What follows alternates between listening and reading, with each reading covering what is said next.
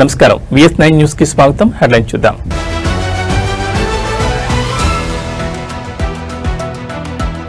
మాజీ మంత్రి హరీష్ రావు ఇంట విషాదం. హరీష్ తండ్రి సత్యనారాయణ కన్నుమూత.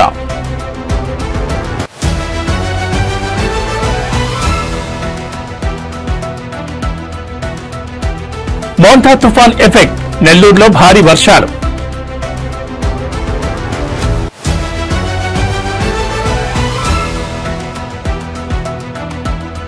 తెలంగాణలో మోంతా తుఫాన్ ప్రభావం. పలు జిల్లాల్లో భారీ నుంచి అతి భారీ వర్షాలు కురిసే అవకాశం.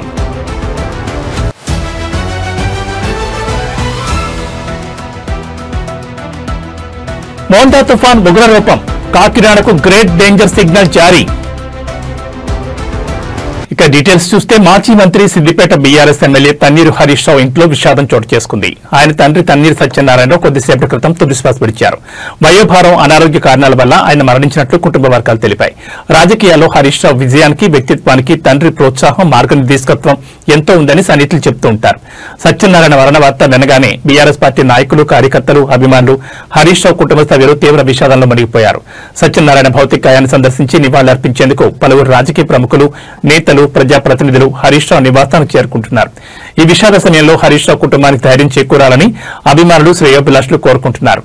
తన్నీరు సత్యనారాయణమూర్తి మరణం పట్ల బీఆర్ఎస్ పార్టీ అధినేత కేసీఆర్ సంతాపం ప్రకటించారు.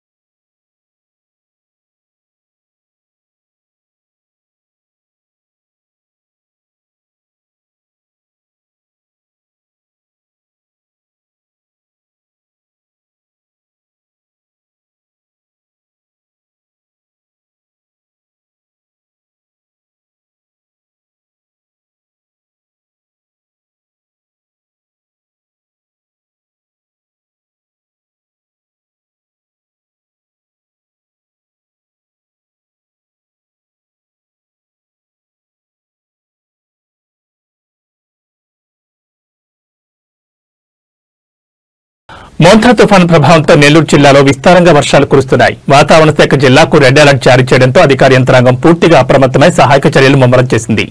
ఆకస్మిక వరదలు సంభవించే ప్రమాదం ఉందని హెచ్చరికలు జారీ కావడంతో లోతట్టు ప్రాంతాల ప్రజలను సురక్షిత ప్రాంతాలకు తరలించే పనులు ప్రారంభమయ్యాయి.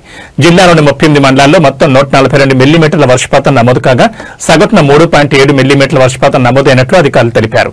సర్వేపల్లి నియోజకవర్గంలోని పొదలకూరు మండలంలో అత్యధికంగా 16.6 మిల్లీమీటర్ల వర్షం కురవగా ఆత్మకూరు నియోజకవర్గంలోని అనంతసాగరంలో అత్యల్పంగా 1 మిల్లీమీటర్లు మాత్రమే నమోదైంది. జిల్లాలోని 10 మండలాల్లో వర్షపాతం నమోదు కాలేదు. సోమవారం మధ్యాహ్నం 1 గంట వరకు ఎండగా ఉన్న వాతావరణం ఆ తర్వాత ఒక్కసారిగా మారిపోయింది. ఆకాశం మేఘావృతమై చల్లని గాలులు వీచాయి. మైపాడు, కృష్ణపట్నం, రామాయణపట్నం తీర ప్రాంతాల్లో సముద్రం ఉగ్రరూపం దాల్చింది. బలమైన ఈదురుగాలులు, అలలు ఎగిసిపడుతున్నాయి. ఎగువన ఉన్న కర్నూలు, వైఎస్సార్ కడప జిల్లాల నుంచి భారీగా వరద నీరు చేరుతుండటంతో సోమశిల జలాశయం తన పూర్తిస్థాయి నీటి మట్టమైన 78 టీఎంసీలకు చేరువవుతోంది. దీంతో సోమశిల డ్యాం పరిసర గ్రామాలు ముంపును గురికాకుండా అధికారులు ముందు జాగ్రత్తగా వరద నీటిని పెన్నా నదిలోకి విడుదల చేస్తున్నారు. తుఫాన్ పరిస్థితులపై జిల్లా ప్రత్యేక అధికారి యువరాజ్, కలెక్టర్ హిమాంశు శుక్లతో కలిసి సమీక్ష నిర్వహించారు.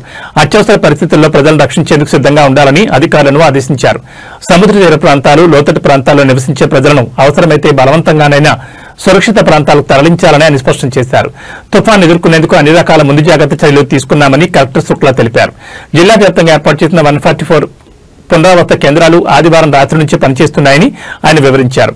కమ్యూనికేషన్ వ్యవస్థకు అంతరాయం కలగకుండా కలెక్టరేట్ లో ప్రత్యేకంగా ఒక సెల్ టవర్ ను కూడా ఏర్పాటు చేశారు.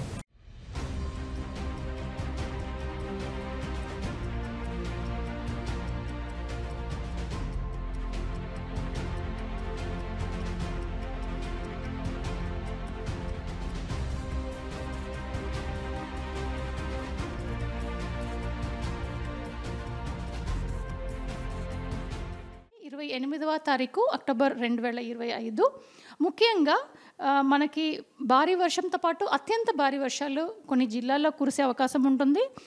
ముఖ్యంగా ప్రకాశం, పల్నాడు, బాపట్ల, గుంటూరు, కృష్ణా, ఏలూరు, వెస్ట్ గోదావరి, ఈస్ట్ గోదావరి, కాకినాడ, కోనసీమ, అల్లూరి సీతారామరాజు, అనకాపల్లి, విశాఖపట్నం, విజయనగరం, పార్వతీపురం మన్యం, శ్రీకాకుళం ఈ జిల్లాలలో 1-2 చోట్ల భారీ నుండి అతి భారీ వర్షంతో పాటు అత్యంత భారీ వర్షాలు రేపు కురిసే అవకాశం ఉంటుంది. మనకు విండ్ వార్నింగ్ మనకు చూస్తే కనుక మనకు ఆల్రెడీ క్రాస్ అవుతున్నప్పుడు కాకినాడ దగ్గర 90 నుండి 100 కిలోమీటర్, గరిష్టంగా 110 కిలోమీటర్ వేగం వరకు వీచేస్తాయి. కాబట్టి చెట్లు పడిపోవటం కానీ, ఎలక్ట్రిక్ పోల్స్, టెలికమ్యూనికేషన్ పోల్స్ ఇలాంటిది పడిపోవటానికి అవకాశం ఉంటుంది. కోస్తా ప్రాంతంలో మనకి ఫ్లడ్డింగ్ అవ్వటానికి అవకాశం ఉంటుంది. కాబట్టి మరియు అప్రమత్తంగా ఉండాలి. మరియు లోతట్టు ప్రాంతంలో ముఖ్యంగా లోతట్టు ప్రాంతంలో ఉన్నవాళ్ళు సురక్షితమైన ప్రాంతంలో ప్లేసెస్లో ఉండాలి అని హెచ్చరిక ఇవ్వబడినది. తెలంగాణ రాష్ట్రానికి వాతావరణ శాఖ అధికారులు భారీ హెచ్చరిక జారీ చేశారు. మోంతా తుఫాన్తో తెలంగాణ రాష్ట్రంలోని పలు ప్రాంతాల్లో భారీ నుంచి అతి భారీ వర్షాలు కురిసే అవకాశం ఉందని వాతావరణ శాఖ అంచనా వేసింది. వాయుగుండం తీరం దాటితే తెలంగాణలోని పలు ప్రాంతాల్లో వర్షాలు కురిసే అవకాశం ఉందని పేర్కొన్నారు. గంటకు 30 నుంచి 40 కిలోమీటర్ల వేగంతో ఎదురుగాలులు వీస్తాయని, ఉరుములు మెరుపులతో కూడిన వర్షాలు కురుస్తాయని చెప్పారు. ఇవాళ నుంచి 29, 30 తేదీల్లో పలు జిల్లాల్లో భారీ వర్షాలు పడనున్నట్లు చెప్పారు. ఇదిలా ఉంటే ఇప్పటికే పలు జిల్లాల్లో ఓ మోస్తరు వర్షాలు కురుస్తున్నాయి.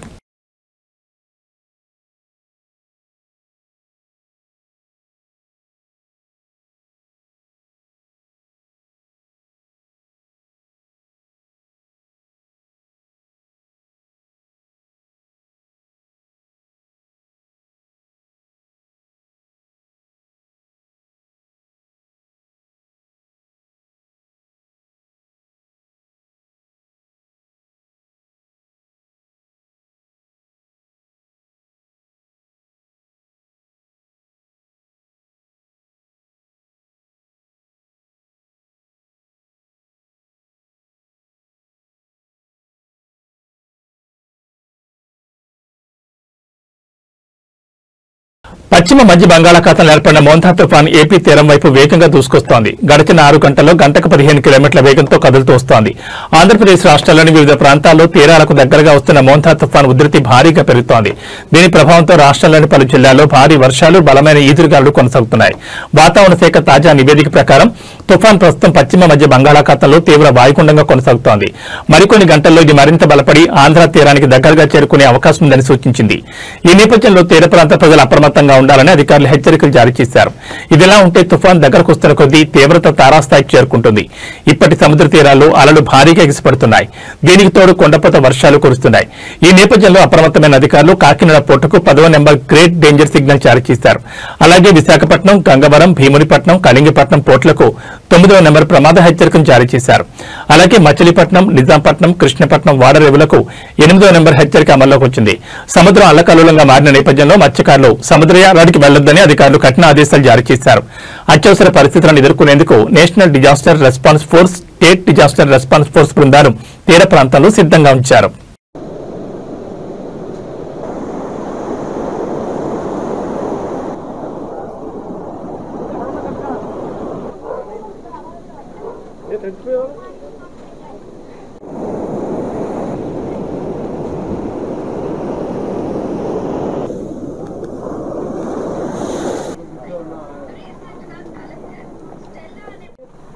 వర్షం ఎక్కువగా పెరుగుతూ ఉంటుంది.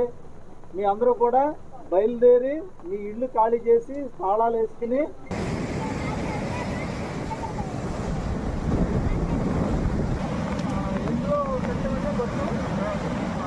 8 సంవత్సరాలు కాసింది.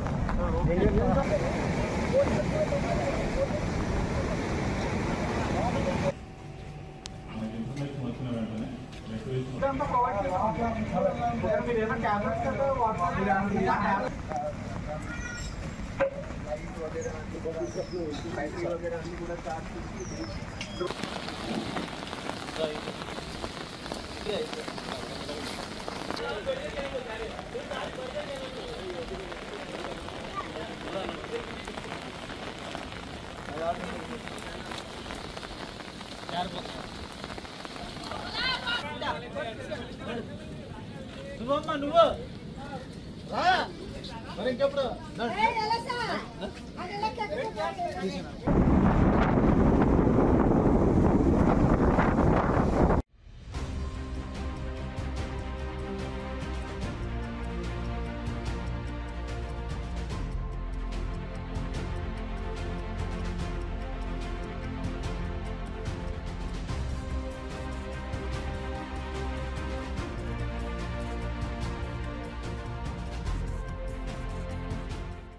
8వ తారీఖు అక్టోబర్ 2025.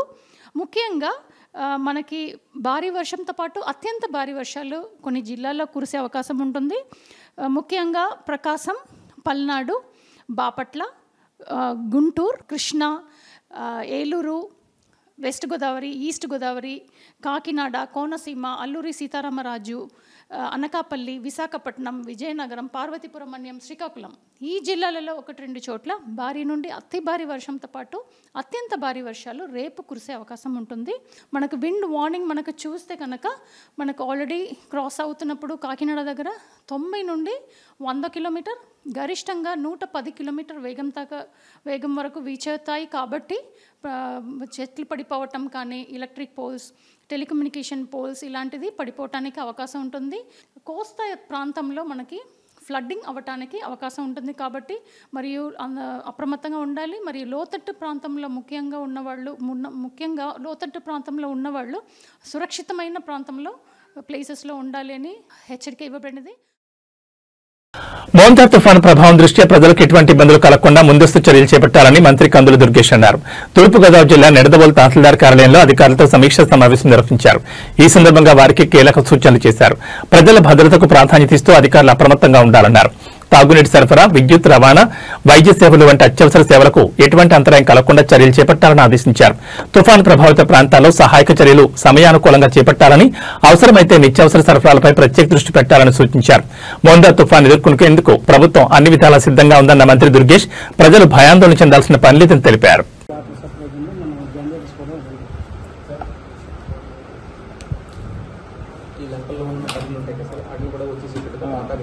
క్యాటిల్కి సంబంధించి సైక్లోన్ ఒకవేళ ఎక్కువగా వచ్చేటట్టయితే క్యాటిల్ ఏదైతే ఉందో మనకి ఎలివేటెడ్ ప్లేసెస్లో పెట్టాలండి. అట్లా ఈ సమయాల్లో ఎవరు పట్టించుకోరాలి. అందువల్ల మనం ఎక్కడైతే ఎత్తు ప్రదేశాలు ఉన్నాయో ఎత్తైన ప్రదేశాల్లో మనం ఈ పశు సంపదని అక్కడ కట్టించేలాగా ఆ గ్రామస్తులకు చెప్పాలి. కొంచెం అంటే గ్రామంలో ఎత్తైన ప్రదేశం ఉంటుంది, కింద వాటర్లో పెట్టేస్తే ఇబ్బంది కదలలేము. అందువల్ల కొంచెం ఎత్తైన ప్రదేశాల్లో పెడితే వాటర్ మీద రాకుండా ఉంటుంది. అదొకటి. ఎక్కడెక్కడ గ్రామాల్లో ఎత్తైన ప్రదేశాలు ఉన్నాయో ఆ ప్రదేశాల్లో ప్రస్తుతం కట్టుకోమని చెప్పాలి. అది మెసేజ్ పెట్టినది. ఇంకా చెప్పాల్సింది బాగా అవసరమైతే తప్పితే రేపు కూడా కొంచెం బయటికి రావద్దని చెప్పి అలాగే స్కూల్ సెలవు ఇచ్చారు. స్కూల్ సెలవు ఇచ్చి మామూలు వాళ్ళు కూడా ఊరికే అవసరం ఉంటేనే బయటికి రమ్మని చెప్పాలి. క్యాంపెయిన్ చేయమన్నారు సార్. ప్రతి డోర్ టు డోర్ మన రోడ్లంతా కూడా అవసరాన్ని బట్టి ఏదైనా దూర ప్రయాణం ఉంటే వాయిదా తీసుకుని కూడా చెప్తారు సార్. ఈ వారం రోజులు ఆటోస్ కూడా వీళ్ళెన్స్ రాకుండా అక్కడ ఆగిపోమని చెప్తారు సార్.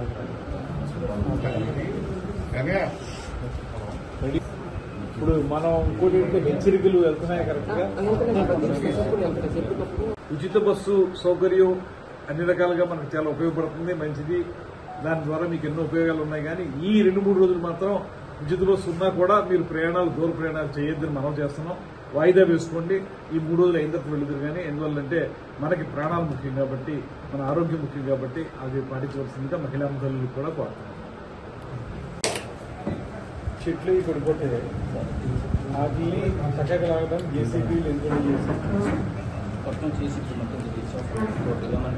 ఒకటి మన టాప్ మేజర్ పాయింట్స్ ఏంటంటే, ఒకటి జేసీబీలు ఎంజాయ్ పెట్టుకోవాలి క్లియరెన్స్ కోసం. రెండోది వచ్చి డీ వాటరింగ్ మిషన్ పెట్టుకోవాలి. ఎందుకంటే అక్కడ వాటర్ ఫ్లో ఎక్కువైపోయి ఆ వాటర్ ఫ్లో వల్ల మనకు అబ్స్ట్రక్షన్ వస్తే ఆ వాటర్ని బయటికి తోలేసి డీ వాటరింగ్ మిషన్స్ అంటారు కదా, అవి రెడీ చేసి పెట్టుకోవాలి. రెండోది వాటర్ స్టాగ్నేషన్ ఉన్న చోట మనకి మందు చల్లాలి జబ్బులు రాకుండా. తర్వాత ఏమో హెల్త్ క్యాంప్స్ రెడీ చేసి పెట్టుకోవాలి. మనం పిహెచ్సి కానీ ఇంకోటి కానీ ఇవి రెడీ చేసి పెట్టుకోవాలి. యాజ్ ఆఫ్ నౌ మనకి ఈస్ట్ గోదావరికి అంత పెద్ద ప్రమాదం కనపట్టలేదు. కానీ మనం ముందే పీడించి వేయించాలి కనుక మనం దీనికి రెడీ చేసుకుని పెట్టుకోవాల్సిన బాధ్యత ఉంటుంది. ఫస్ట్ ఆఫ్ ఆల్ జేసీబీలు ఎన్ని పెట్టారు?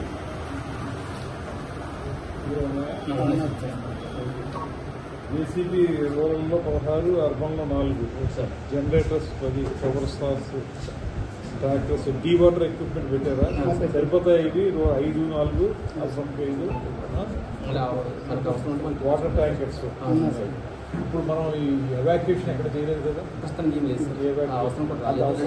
రెడీ చేసి పెట్టుకున్నాం సార్. హెల్త్ క్యాంపులు పెట్టడానికి అందరినీ రెడీ చేశారా సార్? మెడికల్ వాళ్ళతో పిహెచ్సి డాక్టర్స్తో మాట్లాడారు సార్. టౌన్లో రోడ్లు కూడా మాట్లాడాం సార్. అన్ని గ్రామాల్లో కూడా మనకి మన సైకిల్ మూలంగా ప్రమాదం జరిగే అవకాశాలు ఉన్నాయి కాబట్టి పెట్టమన్నాం సార్. అదేవిధంగా ఎర్రకాలువకు సంబంధించి తెలంగాణ వ్యాప్తంగా మద్యం దుకాణాల టెండర్ల ప్రక్రియ ముగిసిన సంగతి తెలిసిందే. నిర్మల్ జిల్లాలో ఓ మహిళను అదృష్టం వరించింది. ఎలాంటి వ్యాపార అనుభవం లేని ఆమె లక్కీ డ్రా పద్ధతిలో ఏకంగా 2 వైన్ షాపులను దక్కించుకుని అందరి దృష్టిని ఆకర్షించారు. ఒకేసారి 2 దుకాణాలు దక్కడంతో స్థానికులు ఆమెను లక్కీ లేడీ అని పిలుస్తున్నారు. రాష్ట్ర ఎక్సైజ్ శాఖ ఇటీవల మద్యం దుకాణాల కోసం నోటిఫికేషన్ విడుదల చేసిన విషయం తెలిసిందే. ఈ క్రమంలో నిర్మల్ జిల్లా కేంద్రానికి చెందిన గుర్రాల హారిక అనే మహిళ లక్ష్మణ చంద పోనకల్ గ్రామాల్లోని 2 మద్యం దుకాణాలకు దరఖాస్తు చేసుకున్నారు. సోమవారం జిల్లా కలెక్టర్ అభిలాష్ అభినవ్ ఆధ్వర్యంలో అధికారులు లక్కీ డ్రా నిర్వహించారు. ఈ లక్కీ డ్రాలో హారిక పేరు 2 సార్లు విజేతగా నిలిచింది. ఆమె దరఖాస్తు చేసిన 2 దుకాణాలు ఆమెకి దక్కాయి. వ్యాపారంలో ఎలాంటి అనుభవం లేనప్పటికీ అదృష్టం కలిసి రావడంతో ఆమె ఒకేసారి 2 దుకాణాలకు యజమానయ్యారు. ఊహించని విధంగా 2 షాపులు రావడంతో హారిక ఆనందానికి అవతలు లేకుండా పోయాయి. ఈ విషయం తెలియగానే బంధువులు స్థానికులు ఆమెకు అభినందనలు తెలిపారు.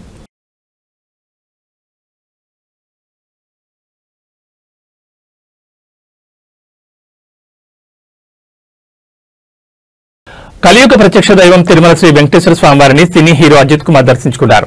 సుప్రభాత సేవలో స్వామివారిని దర్శించుకుని మొక్కులు చెల్లించుకున్నారు. దర్శనం అనంతరం ఆయన్ను ఆలయ అర్చకులు ఆశీర్వదించి స్వామివారి తీర్థప్రసాదాలు అందించారు. ఆలయం బయట అజిత్ను చూడడానికి అభిమానులు ఆయన చుట్టుముట్టారు. ఈ సందర్భంగా అడిగిన వారికి కాదనకుండా అజిత్ ఫోటోలు దిగారు, సెల్ఫీలు ఇచ్చారు.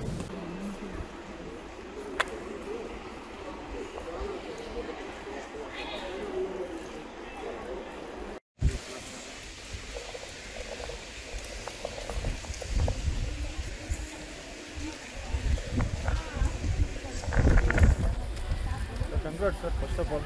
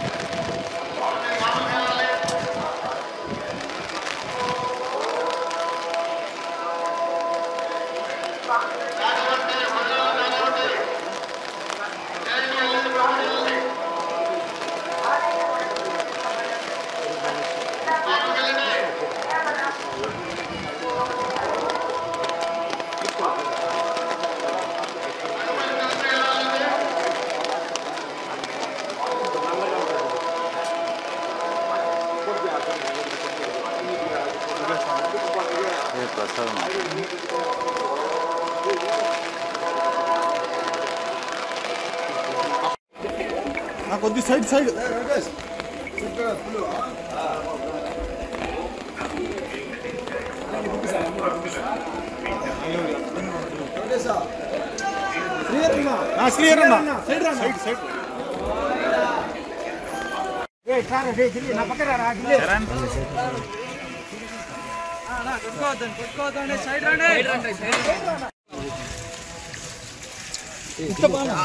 సార్ లెఫ్ట్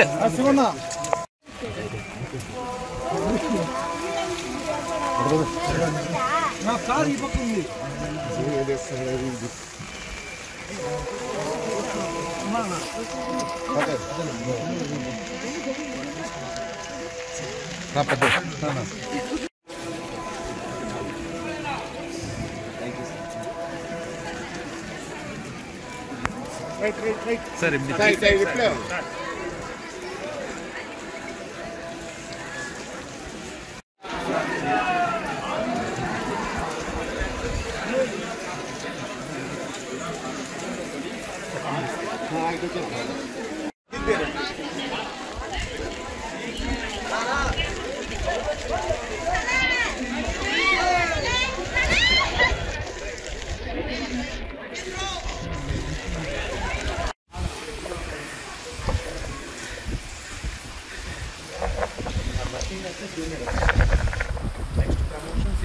తిరుమలలో మంగళవారం ఉదయం శ్రీ వెంకటేశ్వర స్వామివారి ఆలయంలో అంబానీ కుటుంబ సభ్యుడు జై అన్మోల్ అంబానీ స్వామివారిని దర్శించుకున్నారు.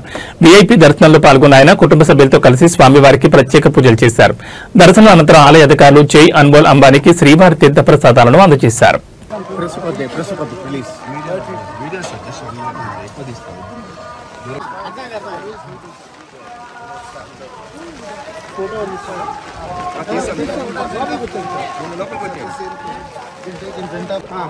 అన్న రెడ్డి ఉండు సార్ కొంచెం దగ్గర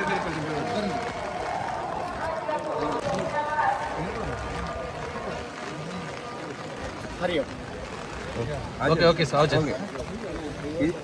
చెప్పారు రమ్మన్నారు इसी तरह आ जाओ सर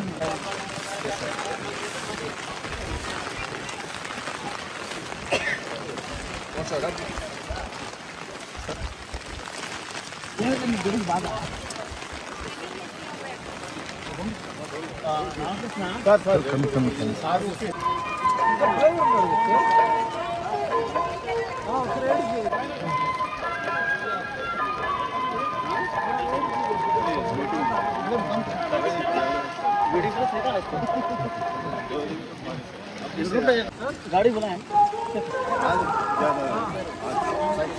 ठीक है 3 दिन का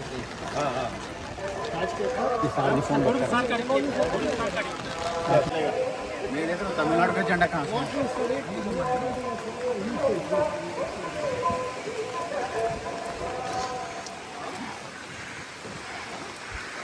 తుర్కీలో మరోసారి భారీ భూకంపం సంభవించింది. నేటి వేకువజామున దేశంలోని పలు ప్రాంతాల్లో భూమి కంపించింది. రిక్టర్ స్కేల్పై భూకంప తీవ్రత 6.1గా నమోదైనట్లు అధికారులు వెల్లడించారు. ఈ భూప్రకంపనలతో ప్రజలు తీవ్ర భయాందోళనకు గురయ్యారు. గాఢ నిద్రలో ఉన్న ప్రజలు ఒక్కసారిగా భూమి కంపించడంతో ఉలిక్కిపడి లేచారు. ఏం జరుగుతుందో తెలియని ఆందోళనతో ఇళ్ల నుంచి బయటకు పరుగులు తీశారు. భూకంప కేంద్రం ప్రభావితమైన ప్రాంతాల పూర్తి వివరాలను అధికారులు ఇంకా వెల్లడించలేదు. ప్రస్తుతానికి ఎలాంటి ప్రాణ నష్టం జరిగినట్లు సమాచారం అందనప్పటికీ కొన్ని భవనాలకు స్వల్ప నష్టం వాటిల్లినట్టు తెలుస్తోంది. భూకంపం సంభవించిన వెంటనే అప్రమత్తమైన అధికార యంత్రాంగం సహాయక చర్యలను ప్రారంభించింది. ఆస్తి నష్టానికి సంబంధించిన వివరాలు సేకరించే పనిలో నిమగ్నమైంది. భౌగోళికంగా అత్యంత కీలకమైన ప్రాంతంలో ఉన్న తుర్కీలో తరచుగా భూకంపాలు సంభవిస్తూ ఉంటాయి. గతంలో కూడా ఇక్కడ సంభవించిన పలు భూకంపాలు తీవ్ర ఆస్తి ప్రాణ నష్టాన్ని మిగిల్చిన విషయం తెలిసిందే.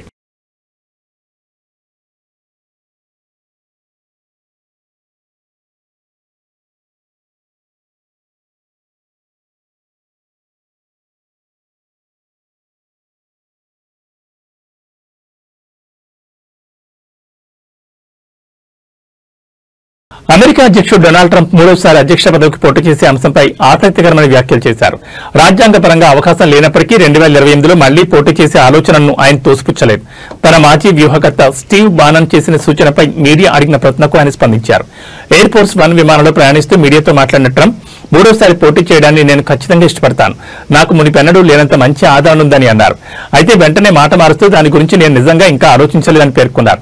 అమెరికా రాజ్యాంగం ప్రకారం ఒక వ్యక్తి 2 సార్లకు మించి అధ్యక్షుడిగా పనిచేయడానికి వీల్లేదు.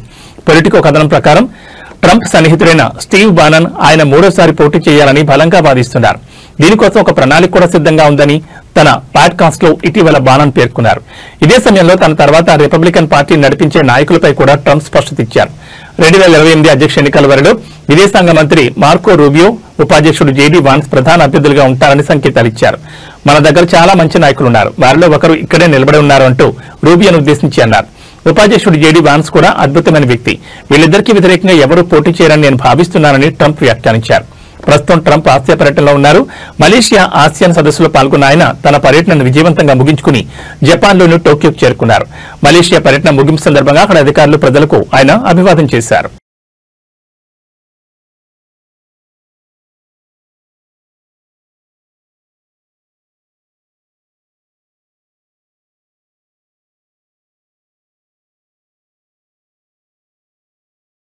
ఈ బులెటిన్ విశేషాలు. నమస్కారం.